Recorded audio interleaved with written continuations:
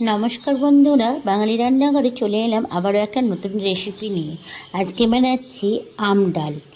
তার জন্য কী কী উপকরণ লাগে চলো দেখে নিই। এখানে আমি ডালটাকে মটরের ডাল নিয়েছি, মটরের ডালটাকে ভালো করে সিদ্ধ করে নিচ্ছি, দুটো তিনটে সিটি মেরে প্রেসার কুকারে। এবার আমগুলো কেটে নিয়েছি লম্বা লম্বা করে।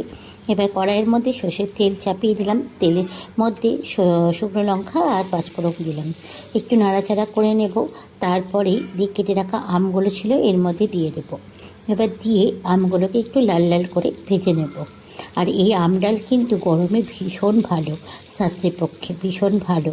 এটা মুসুরির ডাল আর একটা মটরের ডাল দিয়ে হয়, তবে আজকে মুসুরির ডাল দিয়ে করিনি, আজকে মটরের ডাল দিয়ে করছি। তো এবার লাল লাল করে ভাজা হয়ে গেছে আমগুলো। এবার আমি এর মধ্যে লবণ আর হলুদ দিয়ে দিলাম। এবার ভালো করে একটু নাড়াচাড়া করে নেব, সব শুদ্ধ একসঙ্গে মিশিয়ে নিয়ে তারপরে এবার আমগুলোকে সিদ্ধ করার জন্য অল্প জল দিয়ে ঢাকা দেব। আর আমাদের বাড়িতে এই আম ডাল কিন্তু সবাই খেতে খুব ভালোবাসে।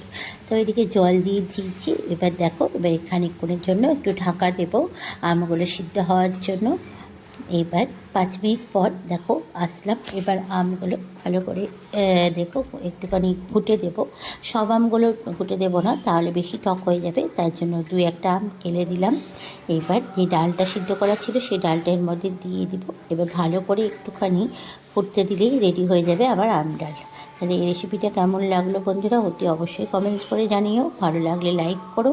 আবারও দেখা হচ্ছে নেক্সট ভিডিওতে তোমাদের সঙ্গে। আর যারা আবার নতুন বন্ধু তারা কিন্তু চ্যানেলটাকে সাবস্ক্রাইব করতে ভুলো না যেন।